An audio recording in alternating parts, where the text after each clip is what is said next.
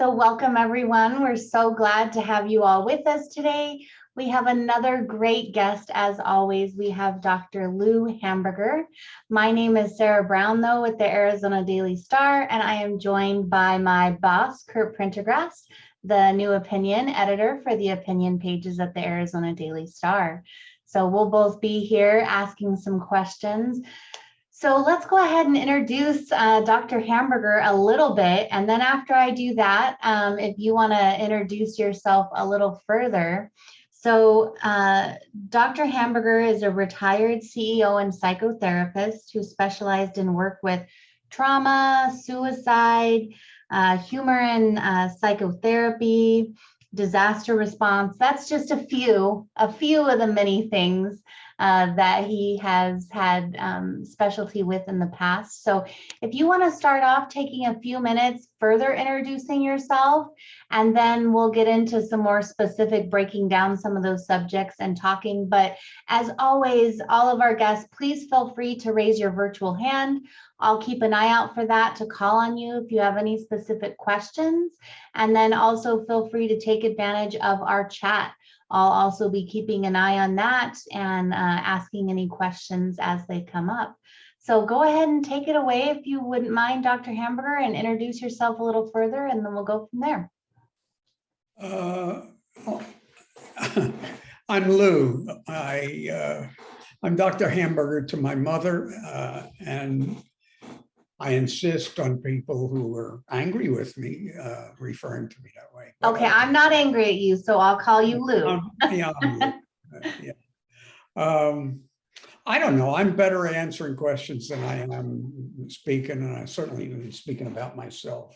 Okay, no problem. I know when we had first talked, you introduced so many of the different jobs that you've held and specific cases that you've dealt on. I didn't know if you wanted to just spend a few minutes just kind of starting out with just kind of listing some of those jobs and before I talk about me, what I really intended and want to do is let people know about Tusunadito. How many of you actually know about Tusunadito?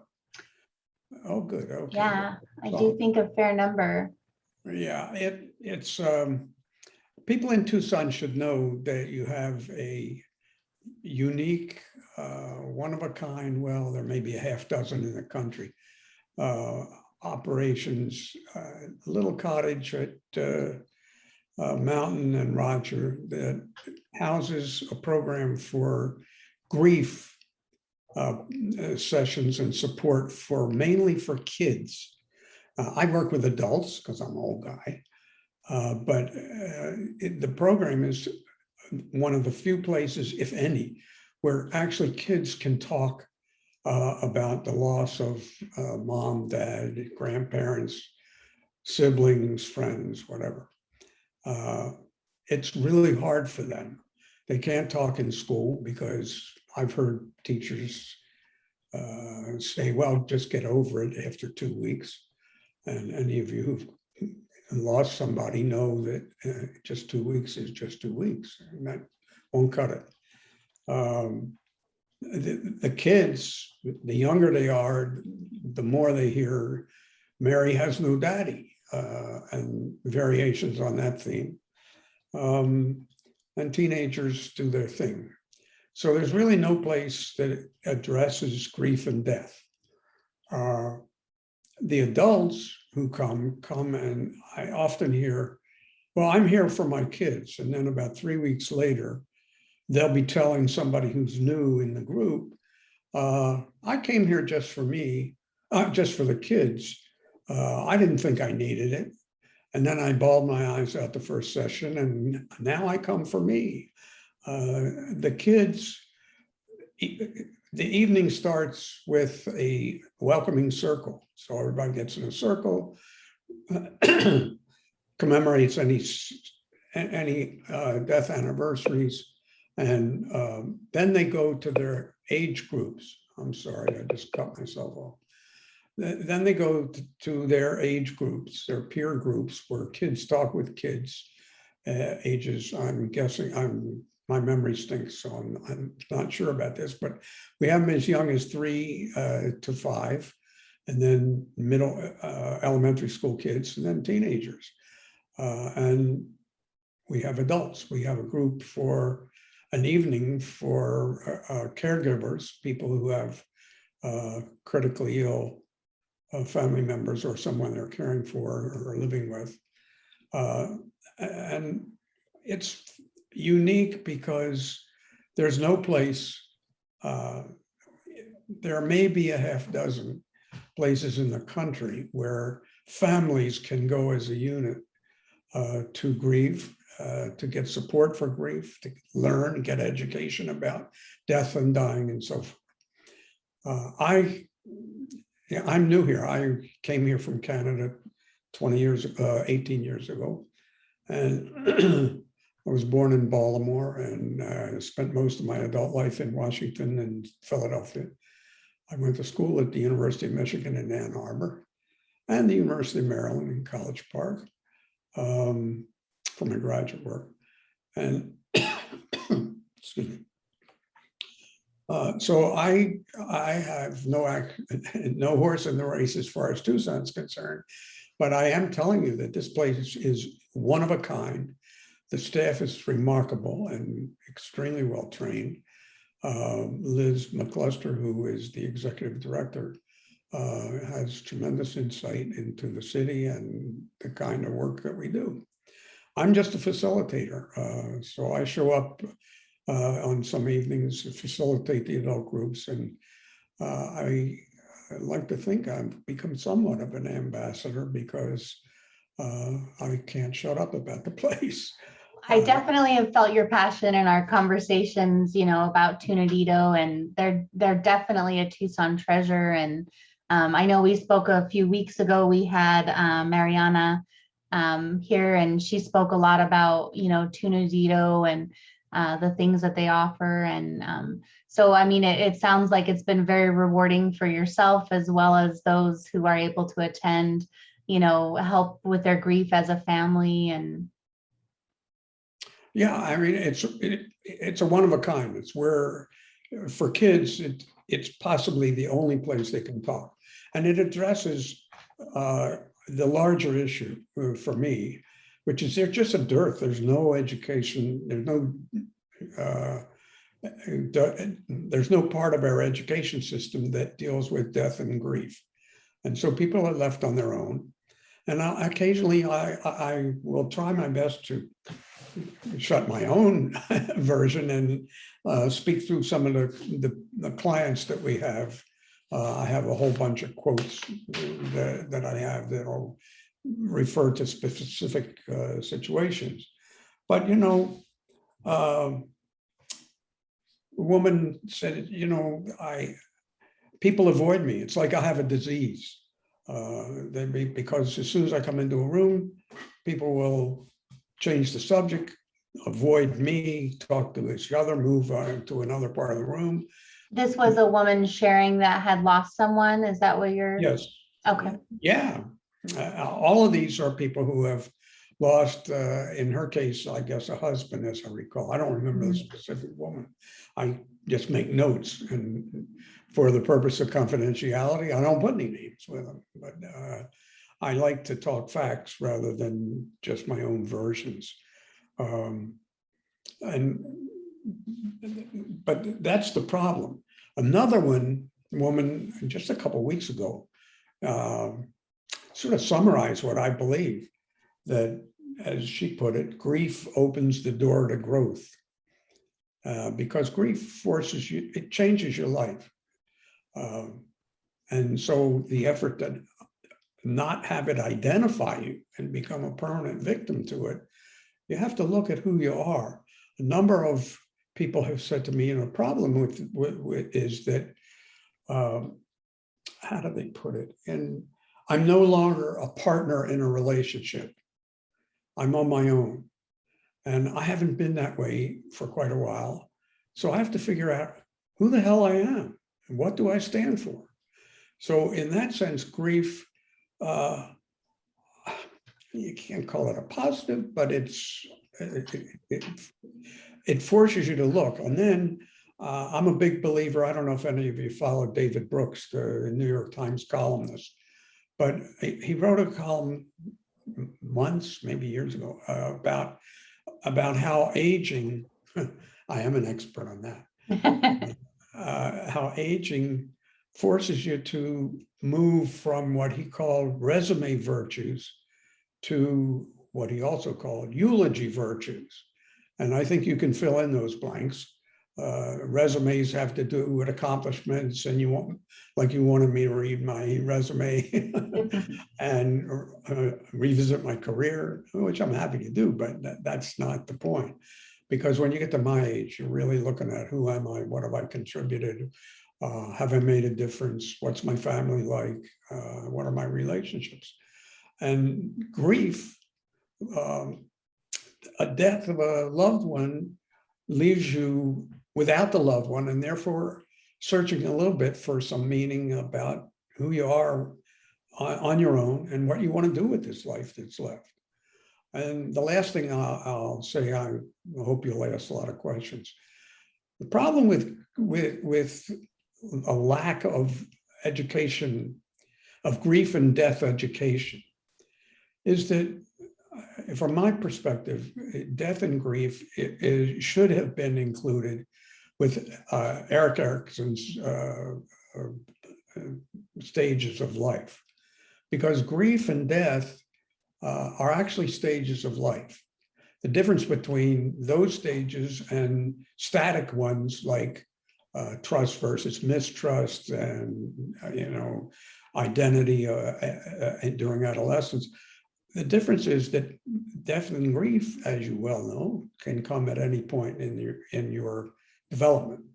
And so if you included that as part of the life cycle, I think there'd be a lot less drama and trauma around when somebody dies. I mean, in this culture, it's almost like death is a surprise. Like nobody expected this. And although you may not expect it of the particular person, if a young person dies, you don't expect that. But you do, it would help, I think, if you had a framework that said, death, pardon the analogy, I don't want to hurt anybody's feelings, but death is sort of like pubic hair. It's coming.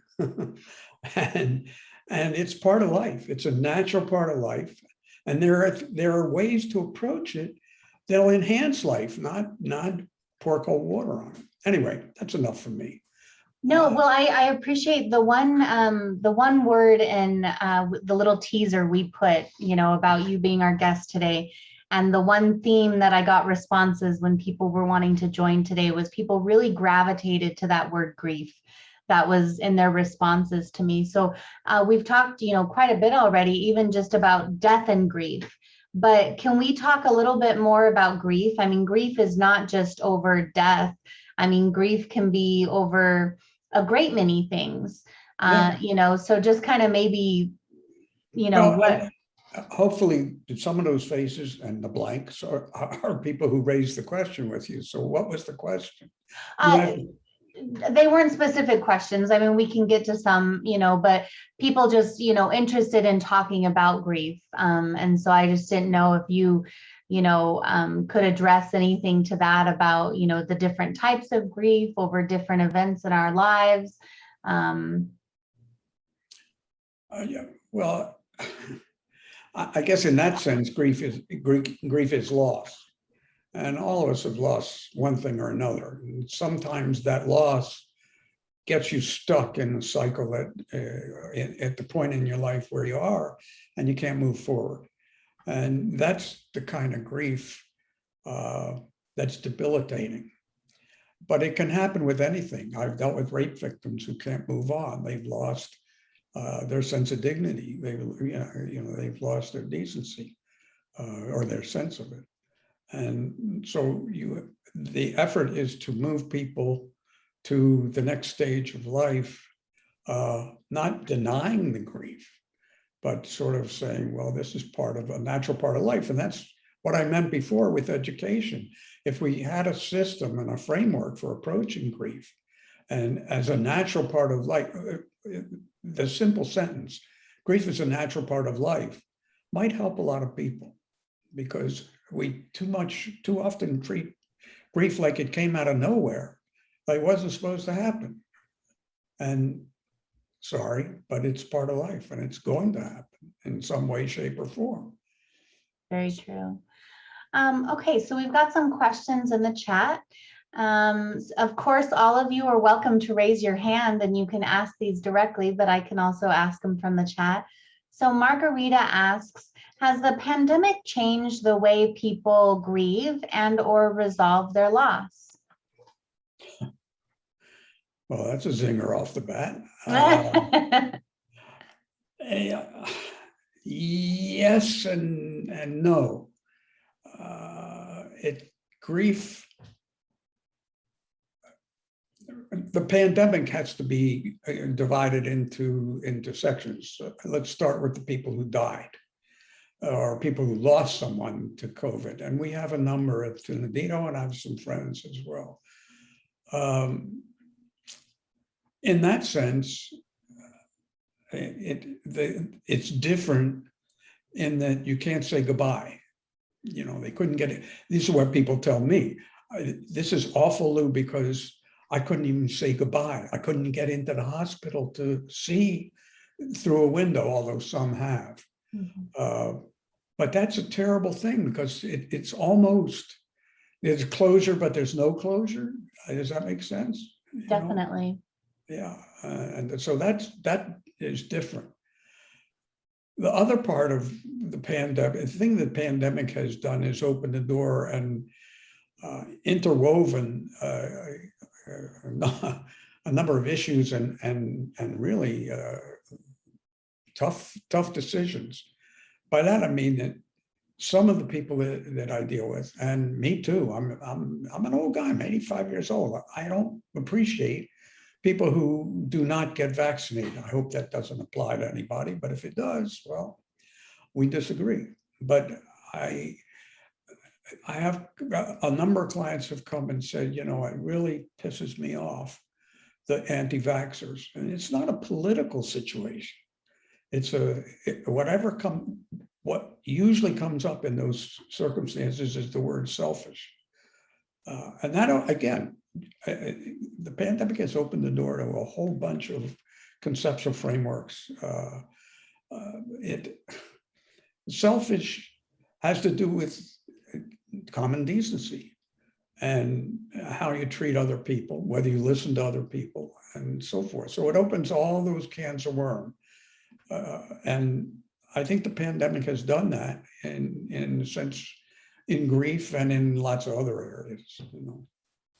Definitely given us a new set of challenges that we weren't necessarily expecting to happen. So, well, it's interesting. It's interesting. Melinda, I see your hand. You want to go? I'll come back to this. Oh yeah, let me ask her to unmute here. Oh, Melinda, you're still muted. We can't hear you.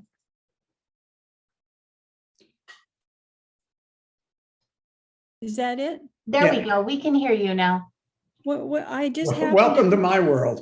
Oh yeah, I'm so glad you're here. What's going on for me is that my son lives, I live in Tucson, my son lives in Phoenix.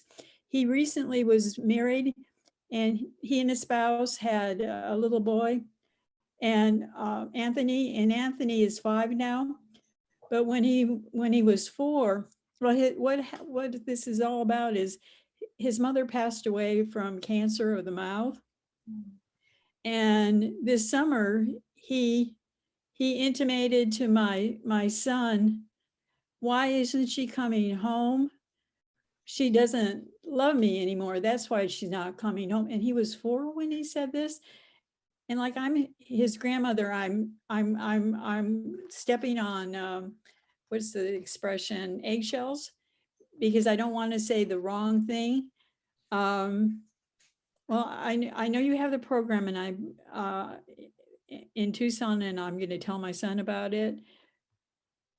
but I'm left not knowing what to do. That's it. It'd be presumptuous. I don't know your grandson, but I know what I would do with my grandson. My grandson's in the next room, jumping up and down in his crib, by the way. My latest grandson, he's the 7th, I think. We underestimate kids. Now you've opened another issue for me, and another part of my career, actually. But you hear the damnedest things from kids.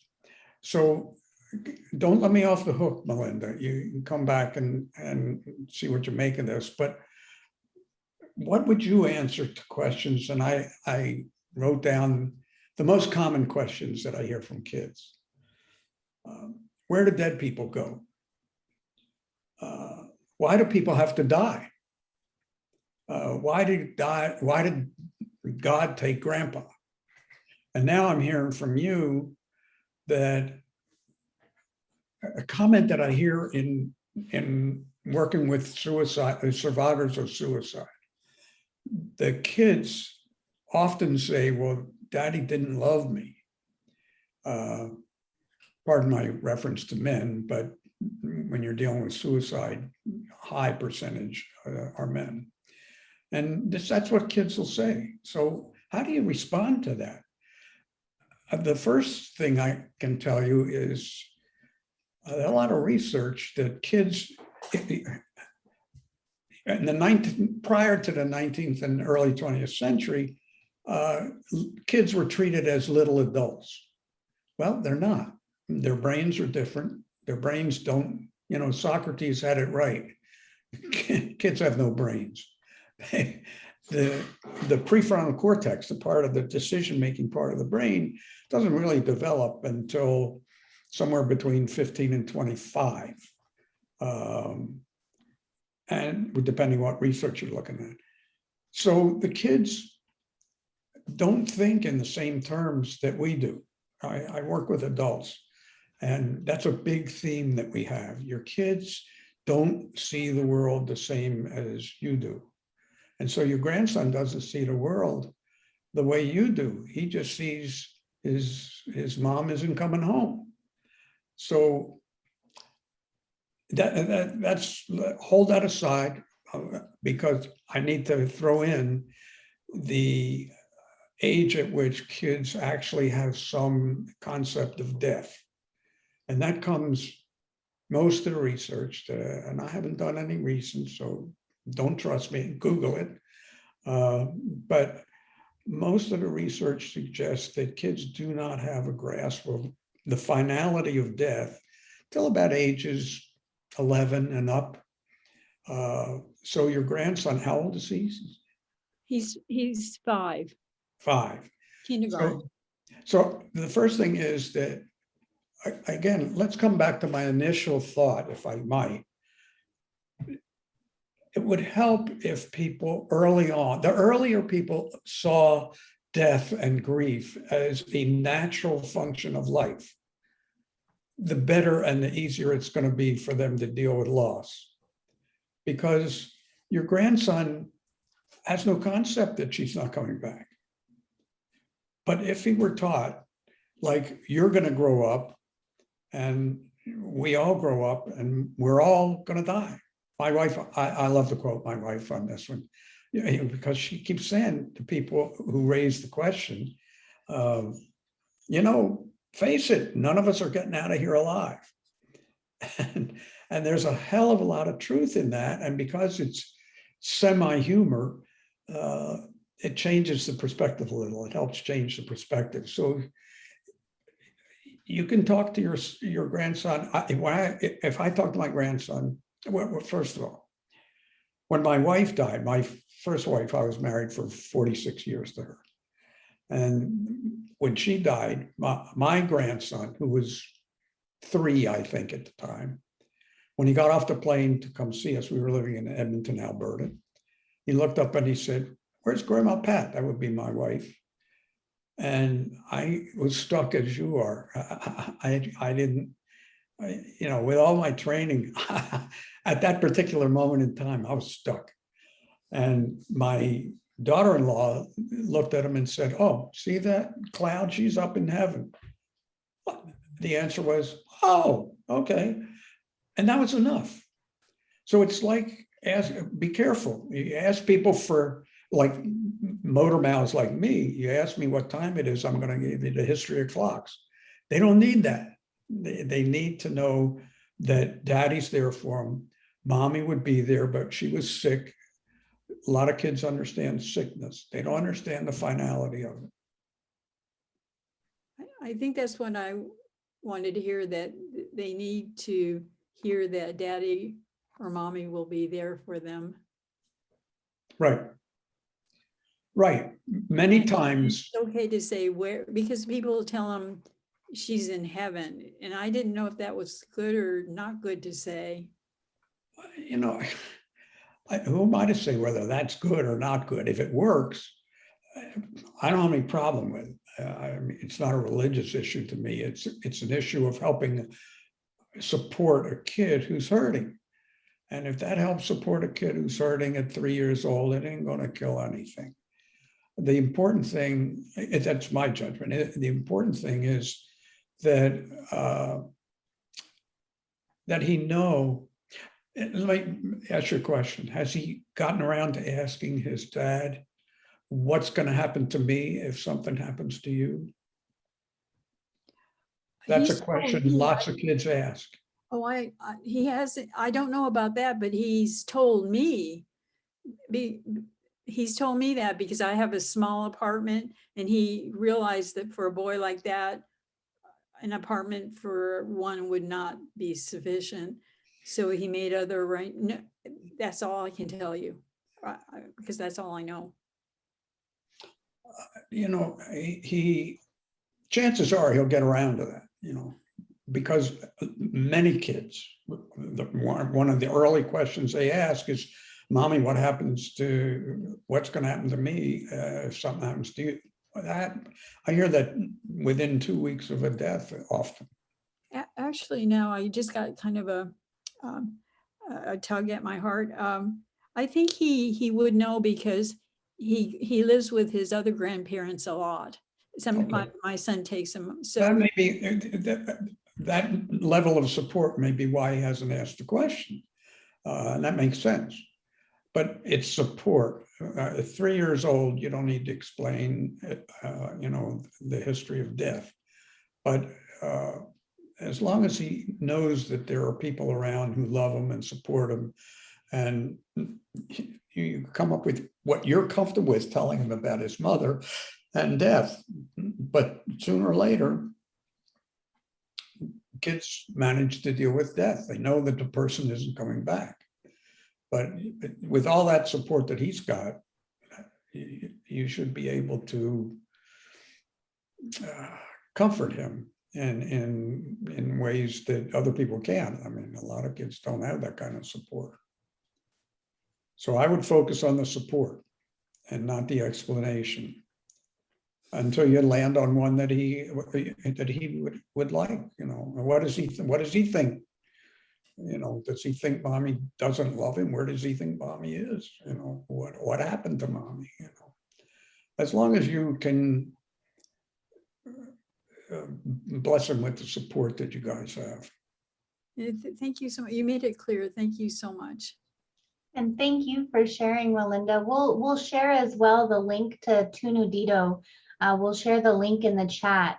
That way, if that's possibly something you or your son or grandson could look into, It's such a beautiful Tucson resource. So we'll get that in the chat for you. Yeah, Melinda, let me add to that. And Sarah, you just triggered something. The beauty of Tusunadito, and I would strongly urge your son to bring him and to come himself, because the beauty of Tusunadito is he's going to hear other kids asking the same questions, and other kids will be able to answer the question. And facilitators, an aside, the facilitators of kids groups, largely college kids. It's interesting, college kids and few older people like me, not that old, but older people, are wonderful people. Those college kids are bright. Most of them are majoring or going to grad school in some profession I can barely pronounce. And they're well-trained and they can guide those discussions. There's every night also, there's a framework for those discussions. There's a talking circle question and there's an activity. Sometimes they make roses, sometimes they do artwork, but always there's an activity in which most of the time it will be asking the kids to reflect on their special person.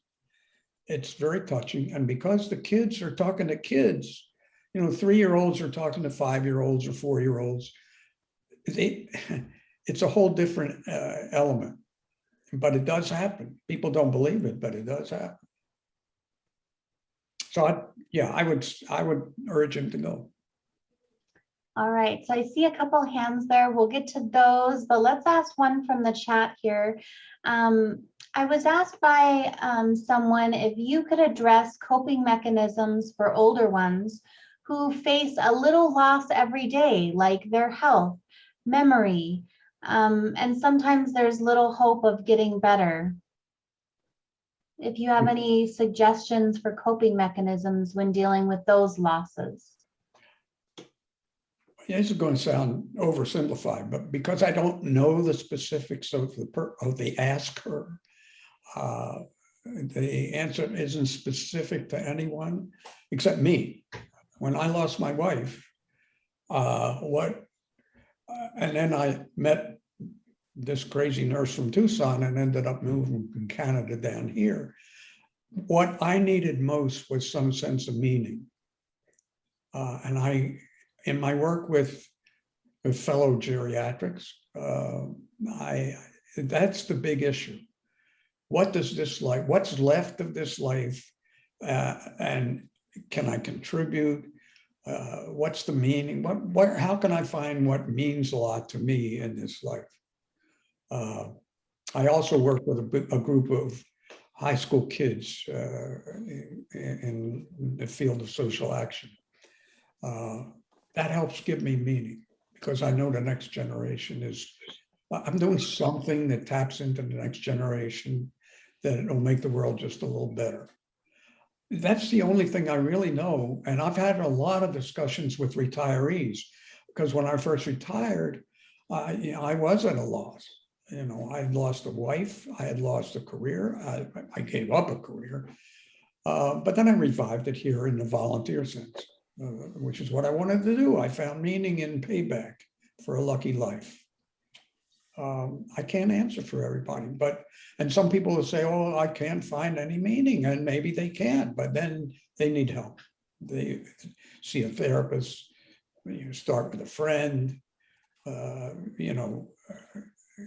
I'm not, I was a therapist. I was director of psych hospitals. I believe in psychotherapy and in psychiatry, but to tell you the truth, Tusunadito, one of the things I like about the Tusunadito is that it's the anti-clinical. It's a cottage with age-appropriate murals on the walls and comfortable settings and stuffed animals for little kids and playgrounds. And it's the anti-clinic.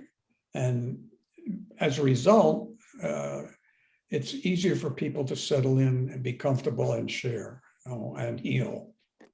Well, and I think you hit on something big there, and kind of a question that Fitz had brought up to ask earlier was, sometimes you wonder, at what point do I need to seek counseling, therapy, psychotherapy?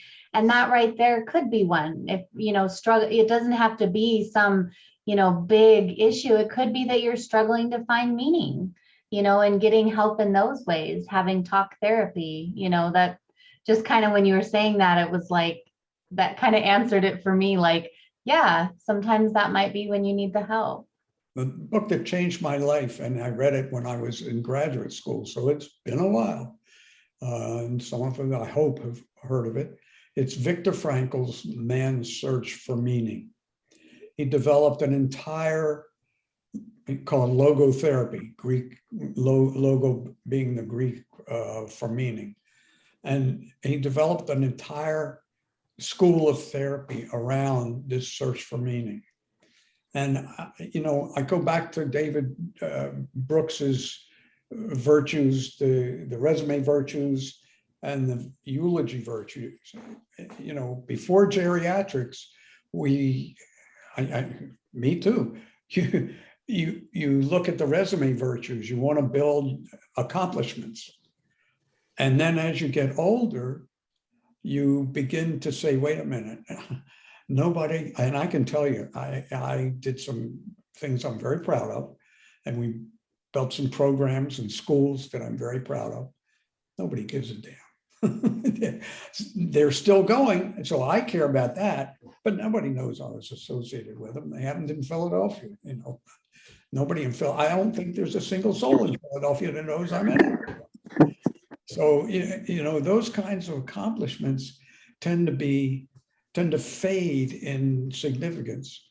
And what becomes more important is meaning, to cut it down to one word. And please, you can yell at me for oversimplifying things, but I've only got an hour or so with you guys.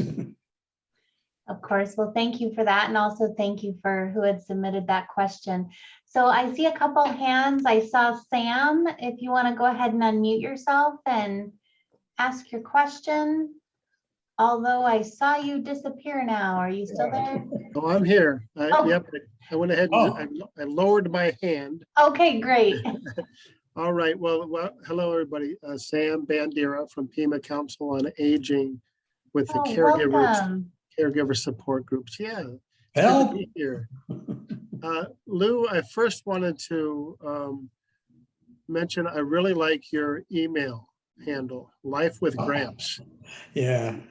What a blessing you must have with your kids and grandkids. They're pretty good. I guess I really keyed in earlier on, and I put this in the chat as well, but about the I guess filling the void of which denial brings about by this system or framework of approaching grief as part of life. And so how do you think we, I guess, as a society in general, or as people who work in social services or education, how would you propose, or how could you foresee this best being implemented or disseminated? Just via conversation and so forth, education. Oh man.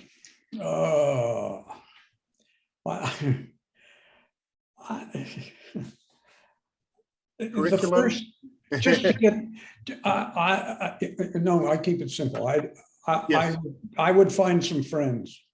Yeah. I would find people, I don't mean friends, social friends. I mean, I would network, if God help me to use the jargon. but I would find, I know I work with several school principals who I have a hell of a lot of respect for. I've worked with tons of therapists and so forth, professors in colleges, doctors, just to get the sentence out there that we're all going to die. So let's look at it and not avoid it. That would be the first step. Yeah. Let's help this lady who walks into a room and people run the other way and feels like she has a disease, Yeah, we see with our family caregivers how, and this is even prior to death, but just the grief you might call anticipatory grief of somebody, say, who is declining because of dementia. They lose allies, as it were, whereas when both partners had their mental faculties, they'd have friends and they'd go and do things and socialize, but sometimes these friends fall off. And like you say, they run off and they don't know how, or are not willing to stay in that relationship and that fit. Yeah, you touch on one of the most common themes around death. And here's what not to say. Do not say, I'll be there for you. I know that may sound harsh because you really mean it and you want to be there for the person who's grieving, and you really do. But their sense of being there and your sense of helping are often two different things, and there's no way that you can gauge that. So just don't go there. Now, Right. How do I follow that up? I follow it up by being there. Just take your body and be there. Listen. You don't have to say anything. Hold a hand if it makes sense and feels right. That kind of thing. Just be the comforter. Don't make promises that you absolutely cannot keep. Yeah, and I'll yield after this, but yeah, people have less and less in common when things dramatically shift with one family, for instance, and so they maybe have to shift in their finding their allies. Whether it's support groups or therapeutic environments, like you mentioned. So, thank you. Thank you, Sam, for those good questions and for all the good work that you guys do over on Pima Counseling on Aging. We enjoyed our discussion last week with Matt, learning more about you, but it sounds like we might need to have you to find out what you specifically do there. Well, we're trying. I'm certainly learning, I'll tell you that much. Aging is tough. Aging is a loss. You've lost a lot of stuff. It doesn't help that this culture glorifies youth. There are two things. I've always worked with teenagers through my career. And people say to me, wouldn't you like to be a kid? No, and that's the last thing I want. There are two things I want in life. Keep working with kids and never have to be one again. We can forget what life was like when we look back and call them the good old days. Some were, but some weren't. All right, we've got another participant with a question. Patrick, if you want to go ahead and unmute yourself. There you go. Hey, everybody. Thanks for this time. I want to say a couple things because I have some input about children and some of what you said earlier, specifically related to heaven. But let me just check in by saying that I've been a hospice chaplain for almost 40 years. And so I've had thousands of people that have been important to me and supported them and their families through death. And I couldn't think of a better organization in Tucson than Tusunadito for doing what they do. I was one of the very first volunteer chaplains for Tusunadito, so have a lot of respect for the work that they do. But so many people, when they're dealing with children or adults or whatever, just try and fix things in a way that turns everything on its head and is not particularly helpful. And let me tell you why I wouldn't advise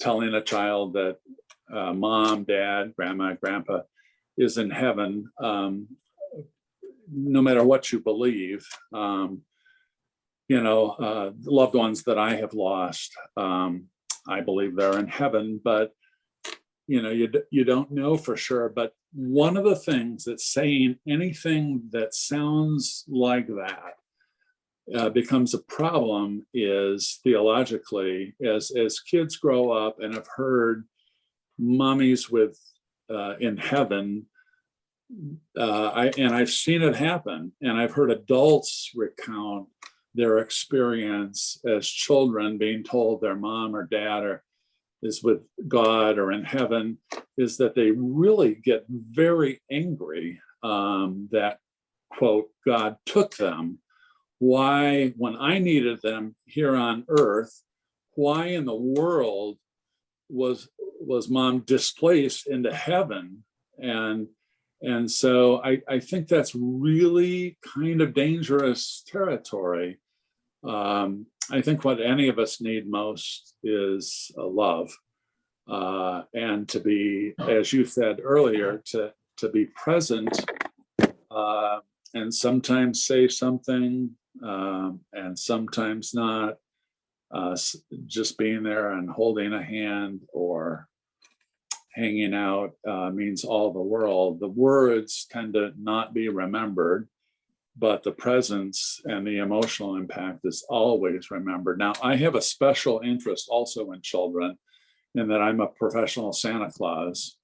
And so children are my thing. And I can't tell you, 2020 was a little different, as you might expect, but for years, I can't tell you the heartbreak and the tears of Santa on the sleigh or in the chair or whatever, to hear children's pain around the holidays, around Christmas, and asking Santa for things like, my mom died, can you bring her back? Or this or that or whatever. And there were some heartbreaking requests during the 2020 holiday season. So, gentleness and not trying to fix anybody, particularly children, but just to love them, seems to me to be part of the remedy. And I know, as you have said several times, I know that sounds simple, but we tend to want to make things more complex than they are or need to be. And just the simple reality of you being there and loving them and showing kindness and listening with understanding, even to a child, without feeling your own anxiety or the need to explain things, I think makes all the difference in the world. So thank you for the work you do. And of course, I have great respect for Pima Council on Aging and sister brother organizations too, but I appreciate being Patrick, here this afternoon. You sound like my kind of guy. I've been involved with kids in places, support all my life. But let me go back to my 3-year-old grandson who was told his mom was in heaven, and that was the end of it. It worked, and my basic, and we don't. First of all, I'm Jewish. We don't have heaven or hell anyway. So it was literally a figure of speech. And but more important than that, one of the things I left out when I was talking about the global aspects of grief and death is that everybody grieves differently. There have been books written, Elizabeth Kubler-Ross started, that's the most famous, I suppose, book on death and grieving, and lists 5 stages of grief. Well, that's nice to have a framework. And I believe me, as a professional, I certainly like frameworks within which to work. But we know that people grieve differently. Everybody grieves differently. Yes, those 5 stages exist. And for many people, they exist just the way she wrote them down, but not for everybody. Everybody grieves differently, and that's the theme song at Tusunadito.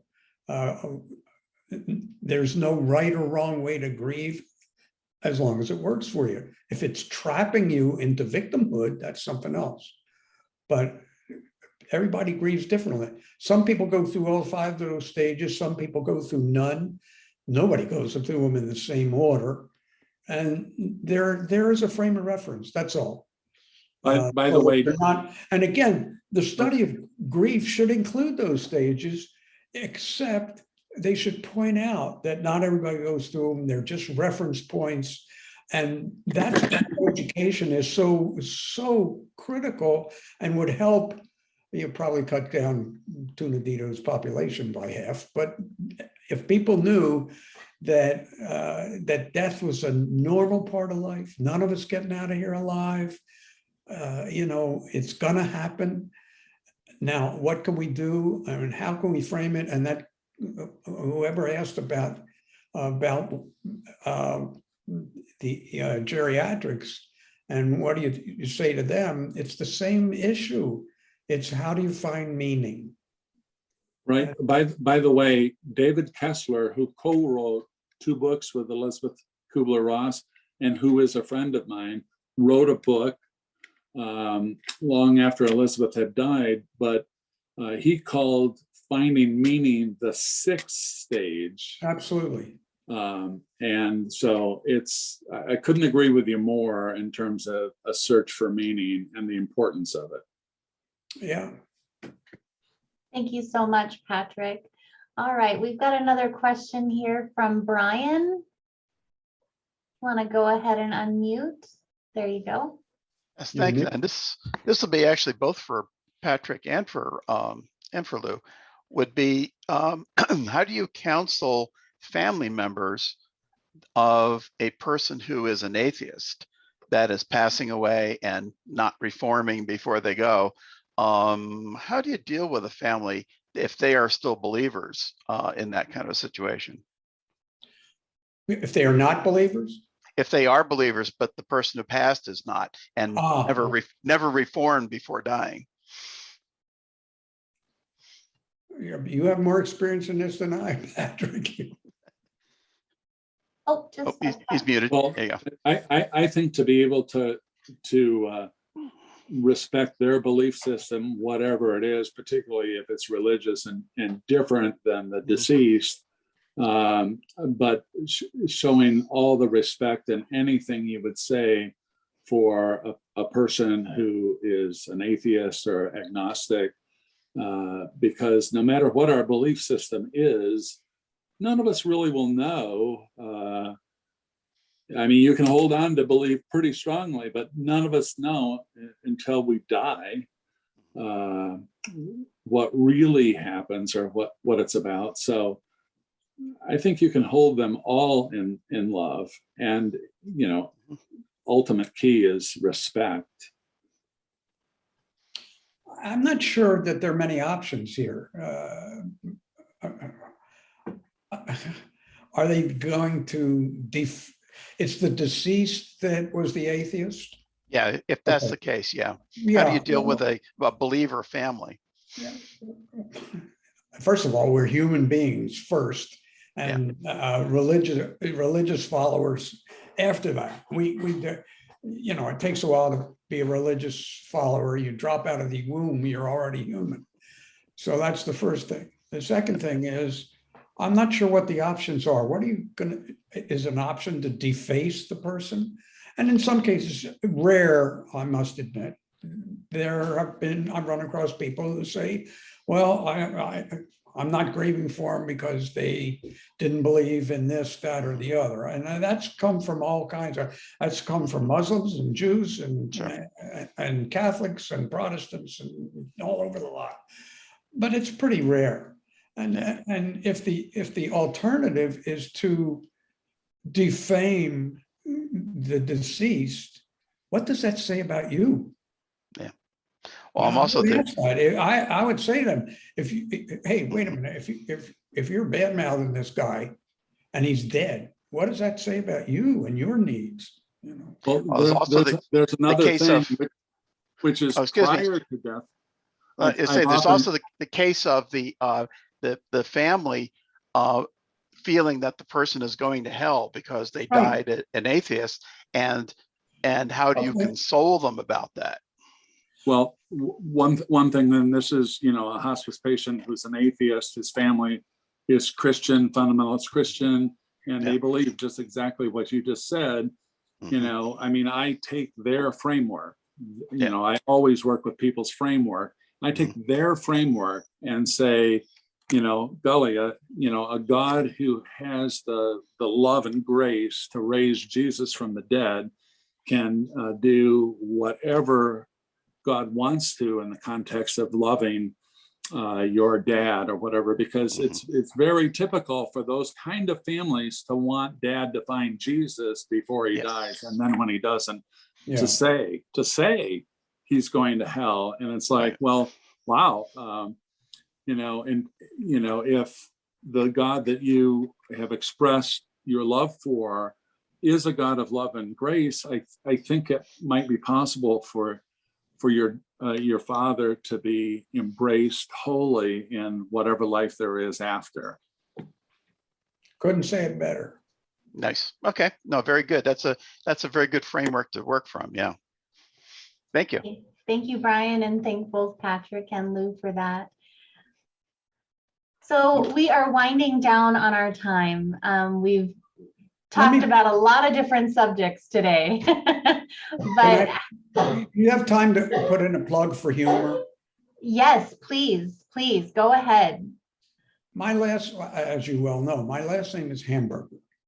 And with a name like that, if you don't have a sense of humor early in life, it's going to be a long life.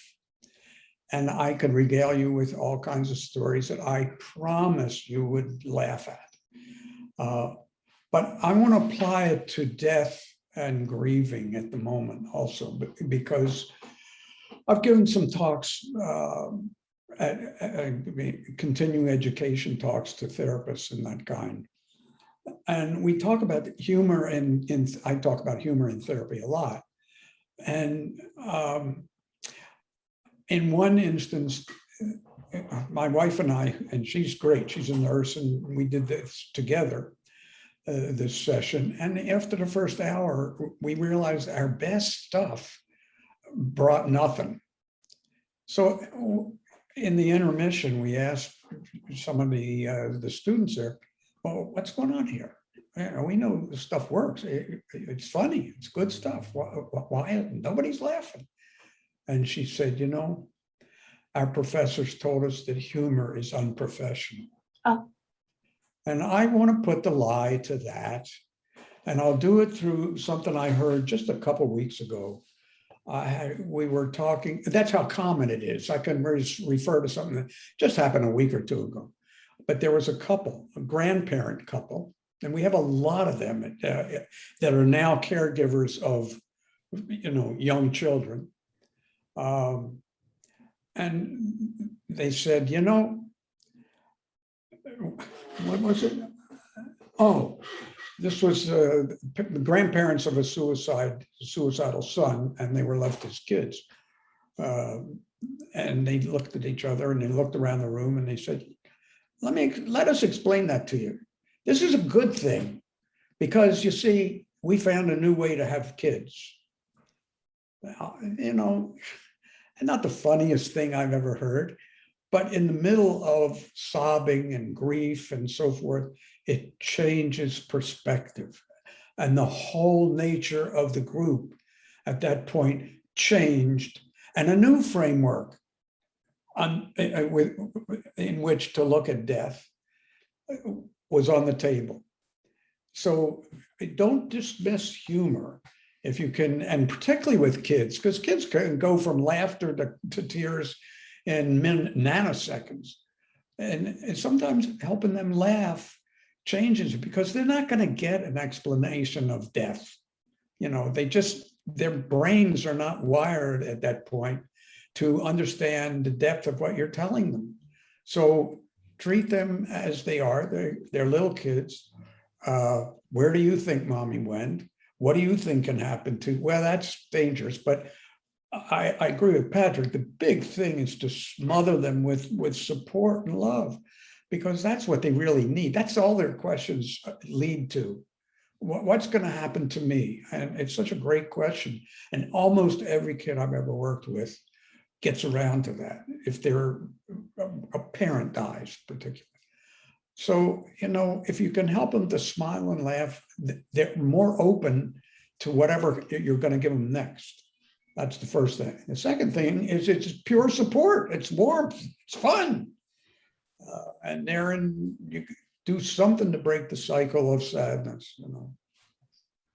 Well, I think with a lot of what we've talked about today, the common theme is supporting people, loving them, and maybe making them laugh. I think that's something that all of us could use more of in our lives. And I don't think any of us would complain about having a little extra of that in our lives. So, but thank you so much, Lew, for your time today. This has been such an oddly relaxing conversation, and I think therapeutic in a different way for each of us that are here today. So thank you for your time.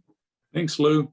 Thank you, guys. I appreciate it. Those are good questions, and I much prefer give and take, and then you don't want to hear me lecture. Well, you very thanks much. again. So thank you very much. So we want to invite you all back, of course, again next week. We have another great guest. We're actually going to have Scarlett Vogel-Ham, who is a financial advisor. So I'm super excited to have her come next week. I think there's a lot of misconceptions about a financial advisor thinking, I've got to have a lot of money to have a financial advisor. That's not true, you know, or I'm too young, or I've waited too long. So Scarlett is super great, has such high energy. So bring your questions next week, and we hope you can join us all. But thank you all again so much for joining, and have a good rest of your day, and we'll see you again next week.